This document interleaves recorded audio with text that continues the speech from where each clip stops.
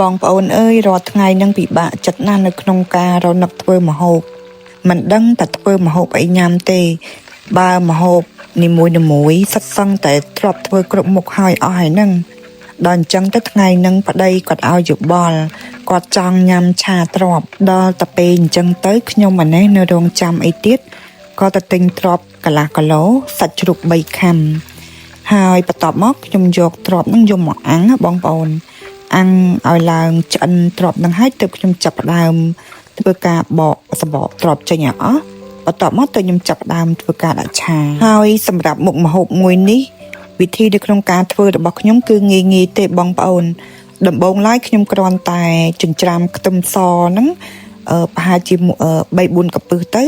បន្ទាប់មកខ្ញុំយកមកដាក់រំលីងឲ្យឈ្ងុយខ្ទឹមជាមួយនឹងម្ទេសគឺខ្ញុំដាក់ទាំងមូលខ្ញុំអត់ហ៊ានចិញ្ច្រាំទេណាព្រោះដោយសារតែក្នុងផ្ទះរបស់ខ្ញុំមានចាស់មានក្មេងញ៉ាំដល់ចឹងទៅខ្ញុំខ្លាចហិលហើយបន្ទាប់ពីខ្ញុំរំលីងខ្ទឹមឲ្យឡើងឈ្ងុយហើយទើបខ្ញុំចាប់ផ្ដើមដាក់សាច់ជ្រូកចូលអញ្ចឹងកំឡុងពេលដែលខ្ញុំដាក់សាច់ជ្រូកហ្នឹង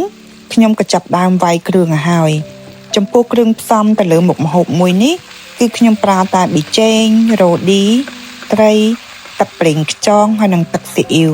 ខ្ញុំដាក់ទាំងអស់ចូលទៅក្នុងសាច់ចិញ្ច្រាំនឹងឲ្យហើយទៅបន្ទាប់មកគឺខ្ញុំចាប់ដើមរំលីងសាច់នឹងឲ្យឡើងស្ងួតឲ្យរៀងឡើងស្ងួតបន្តិចហើយទៅខ្ញុំដាក់ស្ករក្រហមចូលក្រោយពីខ្ញុំច្បល់សាច់ហើយនឹង